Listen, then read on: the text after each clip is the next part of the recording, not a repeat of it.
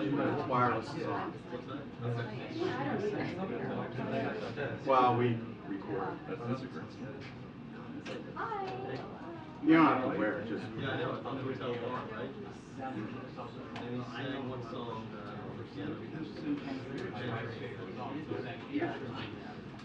That's me actually playing with the man. Whatever else happens in life, so always amazing. It's like, no, I didn't. Gentleman in touch you. Well done. Well done. He had a dream that he would meet John and Yoko on the street. I'll back you up on that. All right, good afternoon, everybody. Good afternoon. Oh, nice. Okay. Kidding.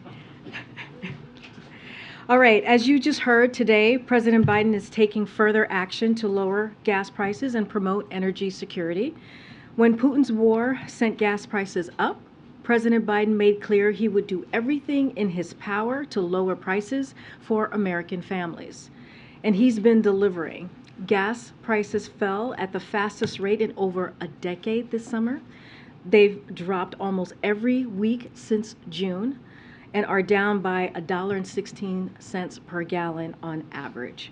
Now, President Biden announced additional actions to strengthen energy security, address the supply chain, and lower costs.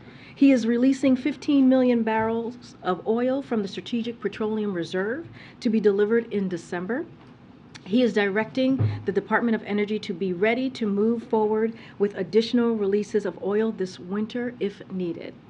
And he announced that the administration intends to repurchase oil for the SPR when prices are around $70 per gallon. He's also calling on oil and gas companies to pass on their savings to consumers at the pump. Right now, right behind me, you see this chart. The profit that energy companies are making in every gallon of gasoline is about double what it typically is at this time of year. And you see that between the crude oil and the retail gasoline prices there in the lines. The retailer margin over the refinery price is more than 40% over the typical level. These outsized industry profits margins are adding more than 60 cents to the average price of gallon of gas and keeping prices higher than they should be. This is unacceptable. Lastly, as you know, in a few minutes, the president's going to be making another announcement, a new actions to boost electric vehicle battery production and ensure that we have the critical minerals we need to keep building them right here in America.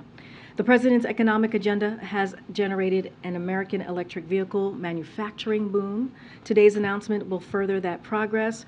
Through the bipartisan infrastructure law, the Department of Energy will award $2.8 billion in grants to expand domestic manufacturing of batteries for electric vehicles and the electric grid. The president will also announce the American Battery Material Initiative, a new effort to mobilize the entire government in securing a reliable and sustainable supply of electric minerals used for power, electricity, and EVs. The president will be joined at today's announcement by Energy Secretary Granholm and executives from leading battery companies. With that, Josh, welcome back. I feel like I haven't seen you in a while. I know. Well, I think last time was Air Force One on the way to Hagerstown to break. That's eternity ago. What trip? Two questions. The president just said that the oil releases from the Strategic Reserve were not political. But we've seen on a daily basis that the administration is making these announcements on abortion, gas prices, EVs, student debt, and an array of other programs such as infrastructure. What's the goal of these announcements, given that they're happening so close to midterms?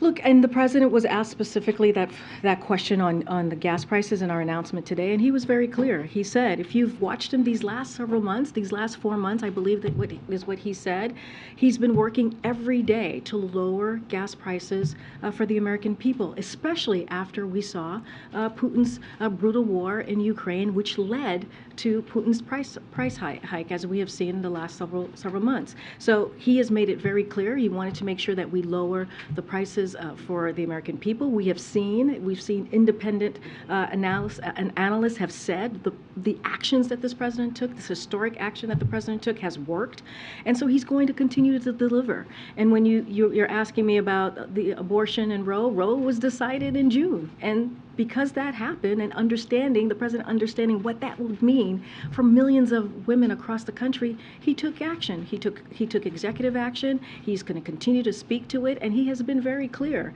that in order to actually codify Roe, the American people have to make their voices heard.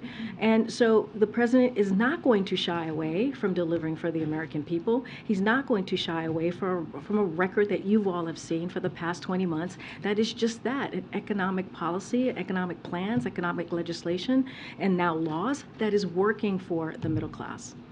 Gotcha. And then on the announcement today, a year ago, the president said after the G20 that $3.35 a gallon hurt families. When he took office, gas was $2.40 a gallon. What does the administration think is a reasonable price for gasoline such that it could end withdrawals and kind of allow the reserves to replenish? So first of all, he's taking this action. We know that gas prices are going down, but they're still too high. And he acknowledges that, and that's why we're continuing taking the work to bring those prices down. And that is the promise that he's made the American people. I know people have asked, what is the sufficient level, right, in order to make that to be at a point where we feel that the supply is where it needs to be. Look, the supply has to meet demand, right? We just had this chart that laid out what was the stark differences that we're seeing with cost. When it's 60 cents more, we are saying to oil companies they need to make sure that the profits that they're making, that also the everyday Americans get that relief as well. And so really we're trying to make sure that supply meets demand. That's what the president is trying to do. And he uses the Strategic Petroleum Reserve, when he taps into it, to say, as you know, which is a historic decision. That's what the Strategic Petroleum Reserve are for. They are for these moments, these global challenges, these global market challenges that we're seeing because, in particular, because of this Putin's war. Thanks, Karine. In the 15 million barrels of oil the president talked about today, when you put that in the context, Americans consume an average of nearly 20 million barrels of oil a day. So for the actual impact of this announcement, when could Americans actually expect to see results of this when they're filling up at the gas station? So today's announcement is about responding to the effects of Putin's ongoing war. And that's why the president took this action, because it's still continuing. Putin's brutal war on Ukraine is still ongoing, as I just said. It completes the release of the 180 million barrels the president announced earlier this year. And as you heard from the president just now, he's directing the Department of Energy to be ready to release additional barrels of oil should conditions warrant it. And so we've seen the impacts. We've seen the impacts already. Again, and I just said this to Josh, we have seen independent analysts say that the work that this president has taken when it comes to this historic decision with the Strategic Petroleum Reserve, we have seen the effects. We have seen gas prices go down. So again, the president's going to do everything that he can to make sure that we make the lives of American families a little bit easier. But you couldn't say a timeline of, by saying this today and happening in December, of when there's actually an impact for American consumers and pocketbooks, of when people might feel this. So again, we are already seeing the impact on consumers, but what the president is saying is that the prices are already too high. And so we want to make sure that the supply out there meets the demand, and that is not what's happening.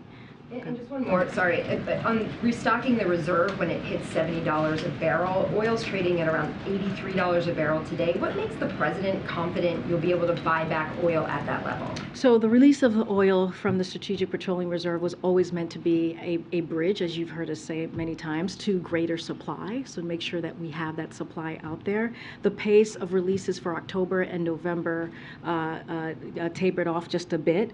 But again, we want to make make sure that it matches, that the supply matches the demand. So we're not saying that we're trying to bring down the price down to $70. That's not what we're trying to say. You heard the president mention how it's an incentive is what he's trying to put forward. So what we're saying is that if it goes to $70, oil companies should know that the United States government will come into the market as a buyer. And so that will create more certainty for companies as they weigh increasing investment. We're giving them further incentive to increase production. Of course, we refrain the flexibility to replenish at any market price, but we wanted to clearly signal to producers that we will continue the market, to support the market in this price range. Thank you, Karine. To what extent does the White House and the administration feel the announcement today will actually counter the announcement we heard from OPEC and Saudi a few weeks ago to cut oil output? Do you expect it to partially offset that decision? Do you expect today's announcement to completely offset that decision? So, look, what we're trying to do, and we have said this many times, is prices are too high, and we're trying to make sure that we lower those prices for the gas prices, even though we have taken these actions these past several months with the Strategic Petroleum Reserve. Again, with Putin's ongoing war, the president wanted to make sure that he completed the 180 million barrels the president announced earlier this year. And also, as you know, as he also said, the Department of Energy is going to take actions as well. Look, it is very important that the president, he feels, gives American families a little bit more breathing room and keeps to his promise that he's made for the past several months to do everything that he can in his power to bring down gas prices for the American people. Would you describe today's action as a counter to the decision from OPEC and Saudi? I would describe the president's actions today as a continuation of his promise to the American families to bring gas prices down. He feels that they're still too high, even though we have seen them come down for 98 consecutive days, which is a historic decline that we have not seen in over a decade. And so this is, again, a continuation to his promise to the American people. A quick follow-up on the reserve refill that the president spoke about at $70. How long does the administration expect that to take? I mean, any internal estimates, especially because there is a price gap of $70 now set. Are there any internal estimates on the timing that you expect this to take? I don't have a timeline for you at this time. Look, the president, as he said in his remarks, that he sees this as an incentive for oil companies. Just on the president's message to oil companies today that they need to not prioritize profits at a moment when Americans are going through such a hard time. Just curious whether he has recently spoken directly to any oil company executives to deliver that message. Well, it's a good question. I don't have any calls to read out to you, but I think when the president speaks at the podium and makes those comments, which he has made many times, that is speaking directly to the oil companies. I'm pretty sure that they are listening and that they are hearing the president directly. Just on the Pittsburgh event tomorrow and the grants that are being officially announced on the ground tomorrow, can you give us a sense of how these 12 states were chosen? Were there other states that applied? What was sort of the criteria used to choose these 12 states? So I will get the team to provide you with what the criteria were in selecting the 12 states. Don't have anything to share at this time. I'm sure the president will also share more tomorrow in Pittsburgh. And do you know if John Fetterman will be at the earlier Pittsburgh event? We'll share more of who's going to be attending, as we always do, the various events when the president travels. I don't have anything for you right now at this time, but as you know, John Fetterman will be with the president tomorrow. Just to follow up on the gas thing and then divert in a different direction. When you say now that the Petroleum Reserve is here for this reason, how long is this going to go on?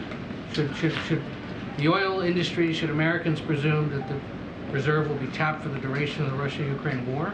So or until it hits a certain price point? First, let me say a couple of things because I think it's important for the American people to know.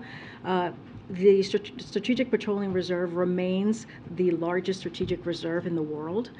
There are more than 400 million barrels of oil in the reserve, so want to make sure that folks understand that. And to my point, the Strategic Petroleum Reserve was created for this time, for a moment just like this, when there is a supply disruption has been caused by Putin's war. This is why the reserve exists. I mean, we have been very clear. I don't have anything more to announce beyond the December extension that the president announced, beyond the 180 million barrels of oil that we have announced very much earlier this year. And if we have, we're going to continue to monitor and take a very close look of what's happening in the next several days, in the next several months. And when we have more to announce, certainly the president will do that.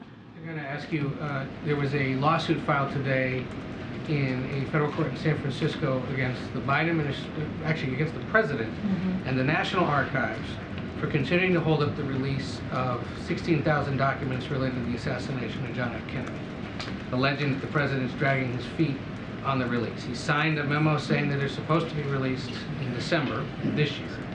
Any response to the lawsuit, and does the president still plan to allow the release of those documents in December? So, as you know, we don't respond to lawsuits from here. It is not my place to do so. I can get more information on the documents for you to see where it is in the process, but I won't be responding to a lawsuit from here. I'm not hold up. I'm not aware of that. Again, I would have to check in with the team to see where we are in that process. I'm curious if the president himself has ever asked to see them. Again, I don't have anything to share on the specific documents. I would have to check in with the team. And he's doing this visit to Pennsylvania tomorrow, making one campaign stop. We heard again today that former President Obama is headed to Nevada now in November, in addition to the stops he's making next week for Democratic candidates. There was no update on the president's political schedule yesterday and the day before. Any chance there's an update today? We don't have anything to share with you on the president's travel, and we will be sure to share any upcoming trips that the president may have in the upcoming days and weeks. Still in the works. Again, I just don't have anything to preview at this time. We announced, as you know, he's going to go to Florida on November 1st, and if there are any other trips, you will hear from us, Ed. I promise you. I promise you. Go ahead. How seriously is the administration considering a ban on U.S. petroleum products? So everything is on the table.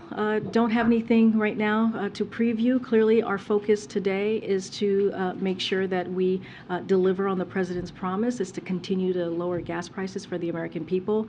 But again, I don't have anything to preview at this time. And just on the G20, has the administration locked in a meeting with Chinese President Xi Jinping yet? I don't have a meeting or anything to preview for you at this time with the meeting with the president. Hey, I have a foreign policy question, but first I wanted to follow up on something the president said earlier. He said that he's readying his team to look for other opportunities for further releases. Do you have a sense of what would spark a further release in the future? I know Europe is considering a ban or planning to implement a ban on Russian oil imports. Yeah, the president's asked his team to be on the ready in case there needs to be any more releases. Don't have anything else to preview. Clearly, we're going to be monitoring this the next several weeks, the next several months, and when we have more to announce, we will do so. I wonder also if you can comment on the arrest of Saad Ibrahim al-Mahdi in Saudi Arabia for sending tweets critical of the government. His son says he's been tortured and has accused the State Department of mishandling the case. So we can confirm the detention of Mr. al-Mahdi in Saudi Arabia and are closely following his case. We have consistently and intensively raised our concerns regarding this case at senior levels of the Saudi government in both Washington and also in Saudi. We will continue to do so. The Saudi government understands the priority we attach to resolving this matter. Exercising the freedom of expression should never be criminalized. Thanks very much. Back in 2020, when Congress was debating funding for replenishing the SPR, Democrats blocked it, saying it was a bailout for big oil. Why is it a good deal for taxpayers now? Well, right now we are dealing, again, I laid out what the Strategic Petroleum was created for. It was created for these moments, right? We're seeing supply disruption, right? There is a war currently happening in Ukraine that was started by Putin, a brutal war. And this is what these moments were for. When you see these global challenges, remember, this is a global challenge. This is not just happening here. It is affecting the global markets. And so this is an opportunity to do what we can to help American families. I was referring to the purchasing of the oil at $70 per barrel. Oh, I'm sorry. I thought you were meaning like why would we tap? No, I mean, Yeah. replenishing at a lower price. So can you say your question one more time so I heard Back it in properly? 2020, when Congress was debating funding for replenishing the SPR at a low price, Democrats blocked it, saying that it was a bailout for big oil. But now President Biden said today that it would be a good Yeah, deal I know for exactly what you're talking about. You're talking about when Donald Trump was trying to sell it at $20 per barrel to buy it. Look, it was a different time then. It was not the same situation that we are currently in. The reserve was close to full capacity at that time, and so there was no reason to make that type of repurchase. Yeah, earlier you pointed out that this isn't the first time that President Biden has called out the profits of oil companies. A couple months ago it was talking about first quarter profits. Now it's second quarter. And so at this point, does the president feel like oil companies are ignoring his calls on this issue, the fact that they've continued to keep these profits? No, he doesn't think so. They actually brought down the prices. We have seen that in the past several months, but they need to come down more. And that's what the president is trying to make sure that continues to happen. And so he's not going to shy away from it. He wants to make sure that, as we saw in the chart, they did come down. They were able to do that. If you saw at the beginning of the chart, the prices it dipped, and it met what the retailers were paying. And so now we're seeing the difference, that 60 cents difference. And so we want them to bring that down to meet where consumers are. And then House Speaker Nancy Pelosi, in an interview posted today by Punchbowl News, said that Democrats need to improve their messaging when it comes to inflation over the next 3 weeks before the midterms. She calls inflation a global issue and points out or argues that because unemployment has decreased under Democrats and Biden, that inflation has gone up. And what's your response to the Speaker of the House saying that there is a messaging issue, that message is not getting out to voters right now, as indicated by polling that shows that those who have voters that are concerned about the economy, inflation, are favoring Republicans over Democrats? So first, let me just say, got to be mindful because of the Hatch Act on when I speak about, I cannot speak. No, I'm going to get there. Give me a second. I have to lay this out, right? It is my prerogative to say I don't want to make sure that I adhere to the Hatch Act, so I got to put that out there. As it relates to messaging, look, we have always been very clear. The president has always been very clear. We understand. I know you were talking about polls and what the American people are feeling. We understand what they're feeling. We understand that they are feeling a bit of a crunch because of cost, because of inflation, and that's why the president is doing what he's doing today. That's why he's making it very clear that he's taking extra actions to bring down the cost, continue to bring down the cost of gasoline. You heard me talk about hearing aids. 30 million Americans are going to see now lower costs in purchasing hearing aids. When you think about the Inflation Reduction Act, it's going to lower costs. When you think about healthcare, when you think about energy costs, these are actions that this president has taken. These are actions that he's taken with congressional Democrats, and we're going to continue to speak to that. But we get it. We get that Americans right now are feeling that pinch. But, the other piece of this, too, is you have congressional Republicans who are doing the opposite. They don't want to give the healthcare cost. They won't bring down healthcare costs. They don't want to bring down energy costs. If anything, they want to increase what Americans are paying with healthcare and with energy. And that's their plan. Their plan is to get rid of Medicare. Their plan is to get rid of Social Security. And our plan is to make sure that we are protecting American families, that we are lowering costs, and we're going to continue to push that message and make sure that the American people hear directly from us. Thank you, Karine. The football soccer World Cup starts in a month in Qatar. How does the White House feel about the many reports of human rights abuses in that country, particularly in the preparation for this World Cup? And also, at what level from what level of government will somebody be sent there as a representative? So your last question first. We're still determining who will lead and join an official U.S. delegation to the World Cup. We look forward to this important event, and of course we will be cheering on Team USA from the White House. As you've heard from the President, he has said this directly himself. He will always and will continue to call out any human rights abuses. That is something that he never shies away from, whether it is a leader to leader or whether it is speaking about it outright. And so that will be something that he will continue to do. You wouldn't call it out in the sense of sending them a message by not sending a delegation, or to watch sitting in one of these stadiums where supposedly people were horribly mistreated. I hear you. I answered the question as to he's going to, this is an important event, and we're going to be cheering on the team, Team USA. It is not an unusual thing for us to do when there is an event like this in whichever country it is. But again, when it comes to human rights, human rights abuses, the President will continue to call that out. This event is about our team. Team USA is about, again, a special event, and we're going to cheer them on. Thank you, Karine. You've condemned governors sending migrants to various cities across the country, but where should officials that are overwhelmed by the number of migrants coming into their cities and into their shelters, where should they send the migrants? Well, we have said many times before there's a process, a legal process, and that we are willing to work with cities who are dealing with this issue. What we have seen from governors is that they are using migrants as a political tool. That's not the way to do it. And they're sending migrants, as we've seen the last several months, the last several weeks, they're sending migrants without letting city officials know, without letting the federal government know. And what they do is they call TV news stations to be there to capture this moment and use it as a political stunt.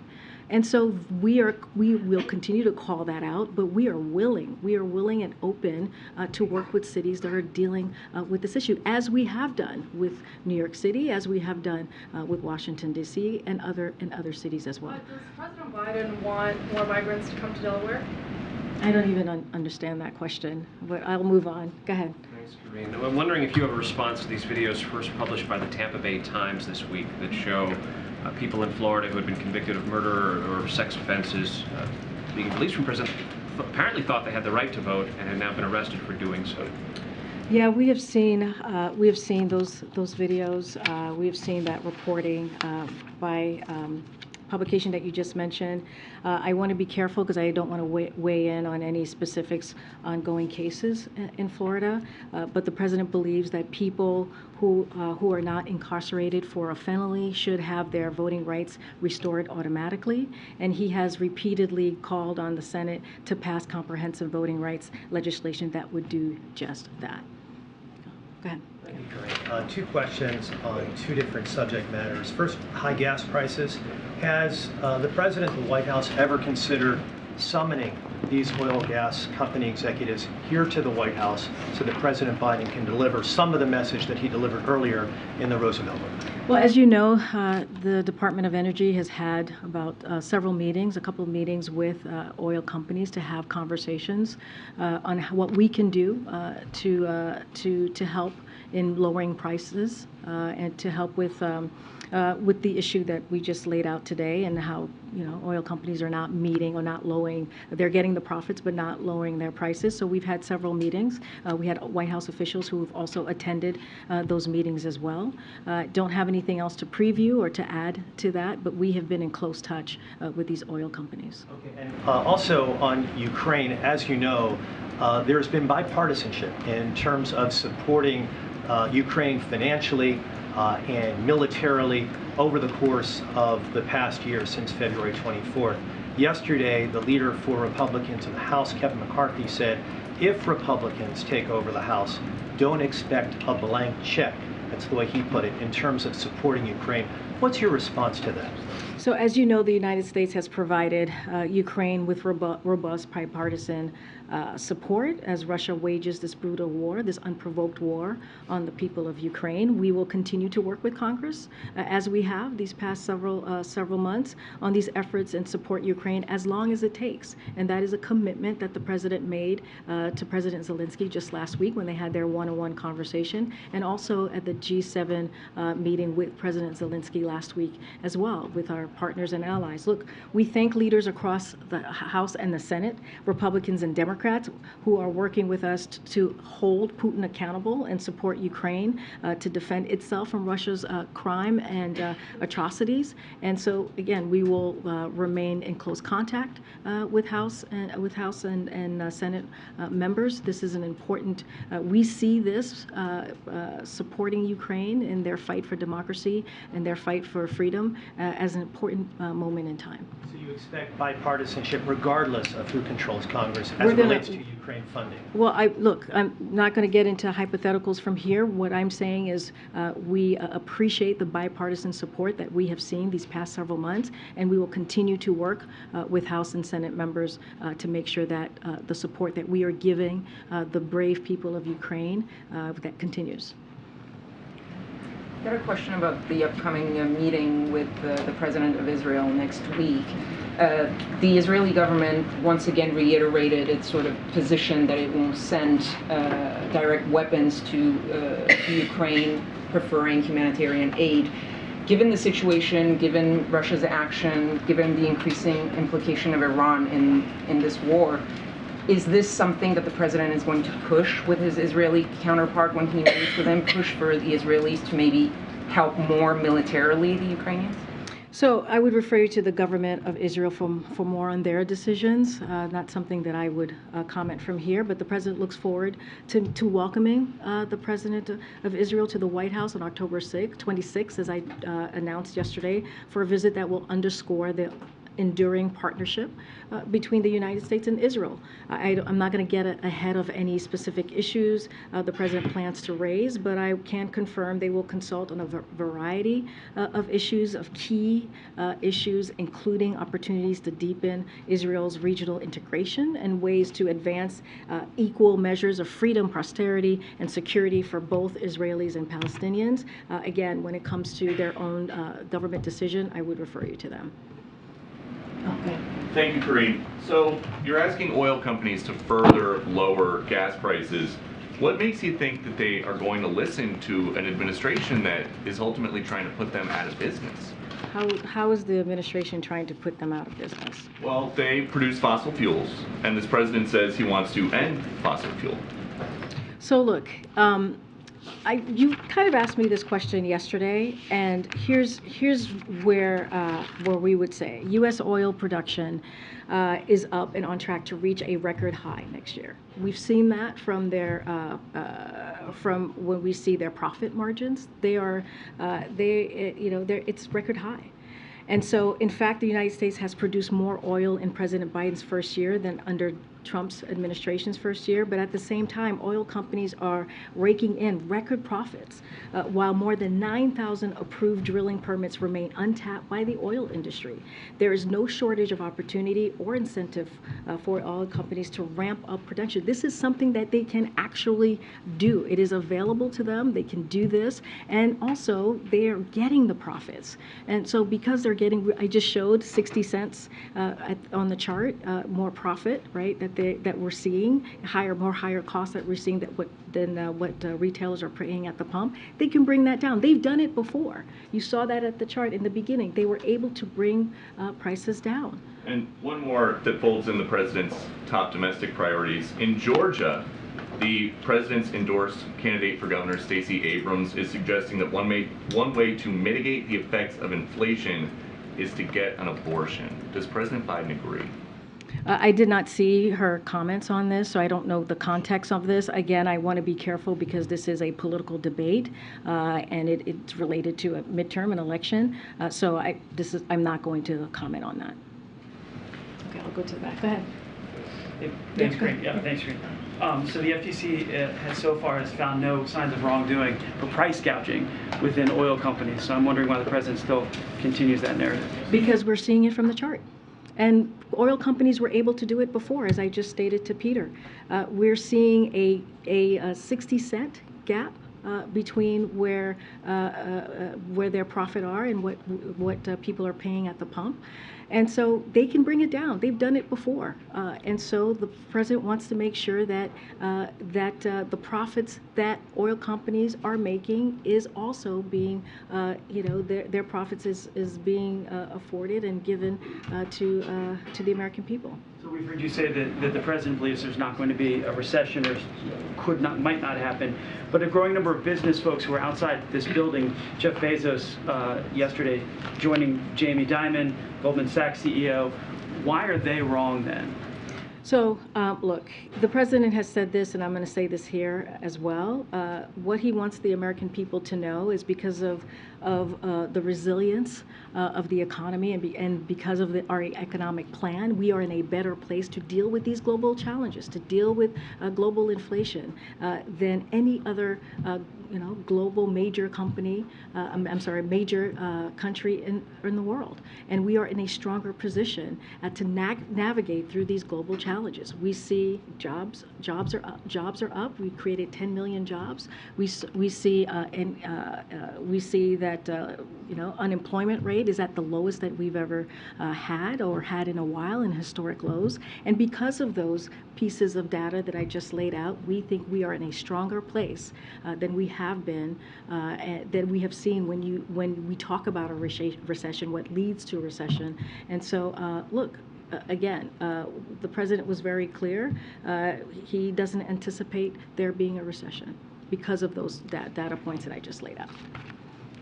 Thank you, Karine. A couple of summit questions and then one on Iran, if I may. The first one is on the G20. Can you speak about what the president is trying to do in terms of rallying support for Ukraine in that forum? And on that note, can you confirm reporting that the White House is trying to ensure that President Biden does not bump into President Putin should he attend the summit? We still don't know whether he's attending the summit or not. That's my first question on the summit. Those reports are not correct. They're not true. What about what he intends to do in terms of rallying support for Ukraine at the G20? The president, as he has been rallying support for Ukraine these past several months. As you have seen, he was on the phone with G7 and also President Zelensky last week. Again, rallying support. I don't have anything specific to share about the G20 and what that it could or might look like, so won't get ahead of our plans. And then on the APEC summit, can you confirm local media reporting that Vice President Harris will be attending the APEC summit instead of President Biden, and respond to criticism that the forum is not considered important enough, especially because the president would already be in the region, and also concerned that President Xi Jinping might dominate the forum? So we don't have any travel announcement to announce at this time. Look, we are, of course, consider the forum important. That is why the United States will be the host of the APEX in 2023. So clearly that is important to the president. That is important to us. It is a top priority for the Biden-Harris administration to serve as a strong, reliable partner to APEC economies and identify common ways to replenish, to unleash economic opportunity, prosperity, and growth for us all. So again, this is important to the president, but I don't have anything to announce as far as any travel. Thank you. And then one last one on Iran.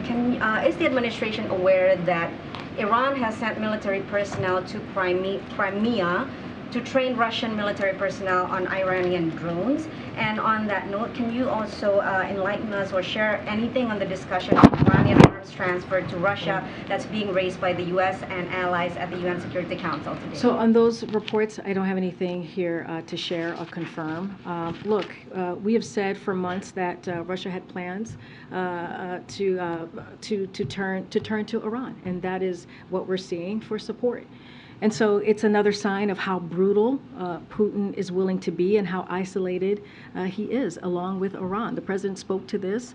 One of your colleagues asked him a question about the martial law, and he talked about the brutality that Russia is trying to put onto the Ukrainians. And what we're continuing to see is how bravely the Ukrainians are fighting for their freedom and fighting against Russians' aggression. But it's not going to change the course of the war. We are going to continue to support Ukraine and continue to provide them with security assistance as long as it takes, because we understand how important it is for them to fight for their sovereignty, how important it is for them to fight for their democracy. Great. The U.S. Census Bureau said recently that adults in roughly 1/3 of households with infant children that use formula had trouble finding it. Obviously, the administration has taken a number of steps over the last several months to try to address this shortage. Why is the shortage still ongoing after so much time, and what more can be done?